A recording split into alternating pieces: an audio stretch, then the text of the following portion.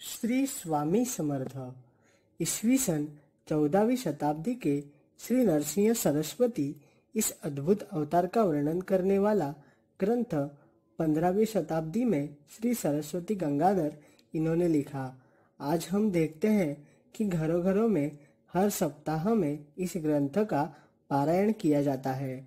श्री दत्तात्रेय भगवान के 3 प्रमुख अवतार श्रीपाद श्री वल्लभ, श्री नरसिंह सरस्वती और श्री स्वामी समर्थ, इनके अद्भुत कार्य और लीला की वजह से दत्ता उपासना हर घर में की जाती है। श्री गुरुचरित्र को 5वां वेद माना जाता है। श्री गुरुचरित्र का पाठ करने से सारे दुखों का नाश और सारे सुखों की प्राप्ति होती है। तो चलिए अब देखते हैं कि कैसे गंगाधर सरस्वती महाराज ने इस ग्रंथ को लिखने से पहले सारे देवताओं से कृपा करने की याचना की। कोई भी शुभ काम करने से पहले गणेश जी को आमंत्रित किया जाता है, क्योंकि कोई भी शुभ काम उनके अस्तित्व के बिना पूरा नहीं हो सकता। इसलिए गंगाधर सरस्वती जी ने याचना की, हे गणेश, विघ्नहर्ता, एकदंत, ओंकार स्वरूप, मैं आपको वंदन करता हूँ। आपके हाथ में जो परशु है उससे आप आपके भक्तों के सारे दुखों का नाश करते हो। आपका सुंदर मुख देख कोई भी मनुष्य मोहित हो जाता है। जो आपका स्मरण करते हैं उनके सारे दुख नष्ट हो जाते हैं। इसलिए आपको विघ्नहर्ता कहा जाता है। किसी भी मंगल कार्य का आरंभ होने से पहले आपको वंदन किया जाता है। हे गणेश, आप चारों वेद, धर्मशास्त्र, पुराण, मीमांसा, न्यायशास्त्र, वेदांग और 14 विद्याओं के स्वामी हैं। आपने कई शास्त्र और ग्रंथ लिखे हैं, इसलिए ब्रह्मादि सारे आपको नमन करते हैं। हे गणेश, आप अजिंक्य हैं। आपको युद्ध में कोई हरा नहीं सकता।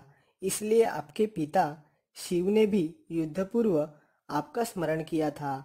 आपकी कृपा हो तो हर मनुष्य उसकी इच्छा स्वयं पूर्ण कर सकता है। जो आपका स्मरण करते हैं उन्हें बुद्धि और सिद्धि प्राप्त होती है। हे गणेश, मैं अज्ञानी हूँ। जो आपके शरण आता है उसे आप वरदान देते हैं। हे गणेश, मुझे बुद्धि दान दीजिए। गुरुचरित्र लिखना मेरी इच्छा और मेरे गुरु का आदेश है। आप मुझ पर कृपा कीजिए। ये मेरा ग्रंथ सिद्ध हो जाए, इसलिए मैं आपसे और जिसके वाणी से वेद पुराण उत्पन्न हुए हैं ऐसी माता सरस्वती से प्रार्थना कर रहा हूँ कि मुझे विद्यादान दे।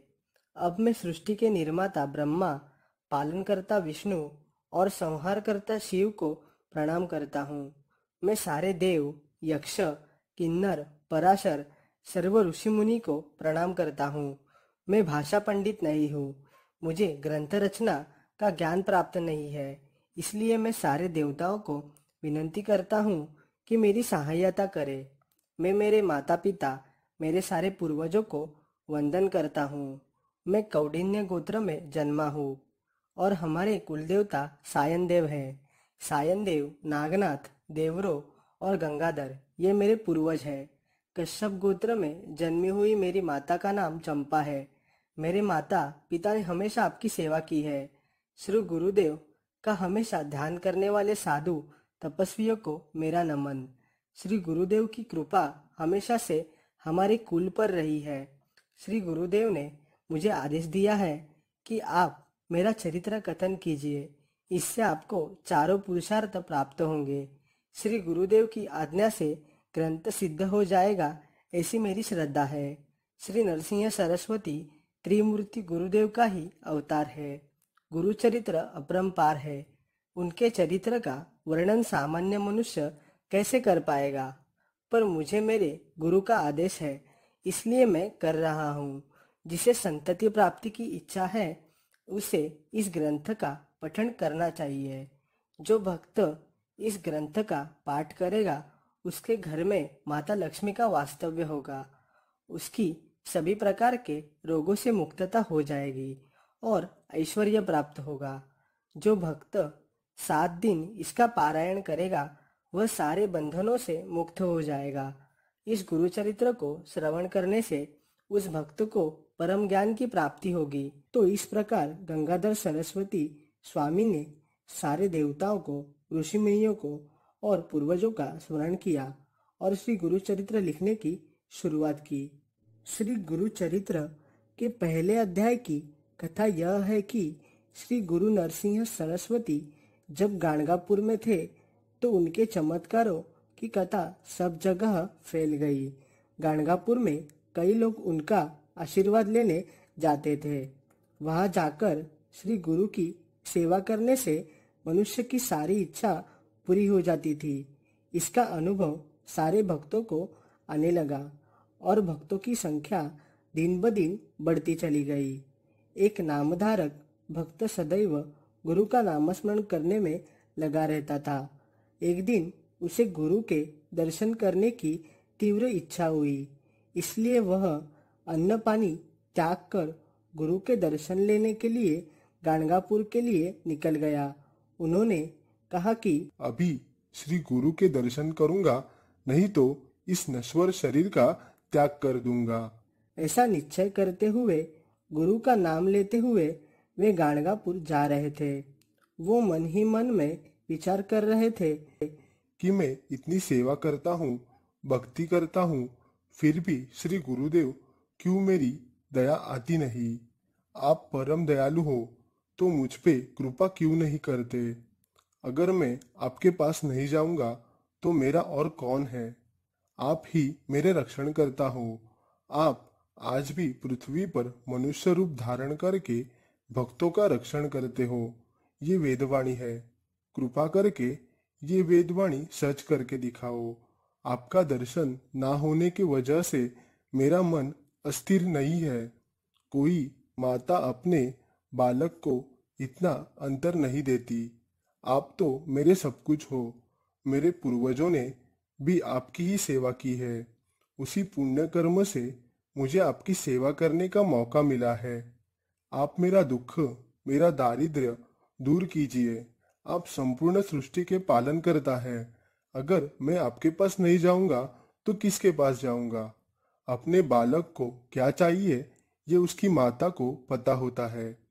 फिर मेरे मन का दुख आप क्यों नहीं समझते। आप हर भक्त को कुछ ना कुछ देते हो और भक्त आपको कुछ नहीं देता। मैं साधारण मनुष्य आपको भक्ति और प्रेम के अलावा कुछ नहीं दे सकता। मेरे पूर्वजों ने आपकी बहुत सेवा की है, उसके बदले में आप मेरा उद्धार क्यों नहीं करते। आपके लिए इस सृष्टि में कुछ भी असंभव नहीं। फिर आप मेरे साथ ही इतना कठोर क्यों हो रहे हो। आप भक्त प्रहलाद, पांडव, नारद इत्यादि के रक्षण करता है तो मैंने कौन सा अपराध कर दिया है प्रभु। आप अनाथ रक्षक हो।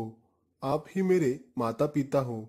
मेरे ये शब्द सुनकर पत्थर भी रो पड़े। फिर आप मेरी इतनी परीक्षा क्यों ले रहे हो प्रभु। आप स्मृतगामी हो। जो भी भक्त पीड़ा में होता है और अगर वो आपका स्मरण करे तो तुरंत उसके मदद हेतु आप वहां पहुंच जाते हो। फिर मेरी पीड़ा आपको क्यों नहीं दिखती। आप हर जगह हो। आप मेरे भीतर, मेरे मन में हो तो मेरी पीड़ा भी समझते हो। फिर इतनी कठोर परीक्षा क्यों ले रहे हो स्वामी। अगर आपने मुझे दर्शन नहीं दिया तो मैं देह त्याग कर दूंगा। इतना मधुर प्रेम और भक्ति देख परम दयालु श्री गुरुदेव दत्त वहां प्रकट होकर उन्होंने उस नामधारक को दर्शन दिया। श्री गुरुदेव दत्त को देखते ही उस नामधारक ने उनके चरण स्पर्श कर लिए। उस नामधारक का मन जो चल बिचल हुआ था वो अब स्थिर हो गया था। उस नामधारक के आंखों से आनंदाश्रु आने लगे और इस प्रकार उस नामधारक ने श्री गुरुदेव का रूप अपने मन में धारण कर लिया और इस प्रकार श्री गुरुदेव अपने सारे भक्तों के हृदय में हमेशा वास्तव्य करते हैं।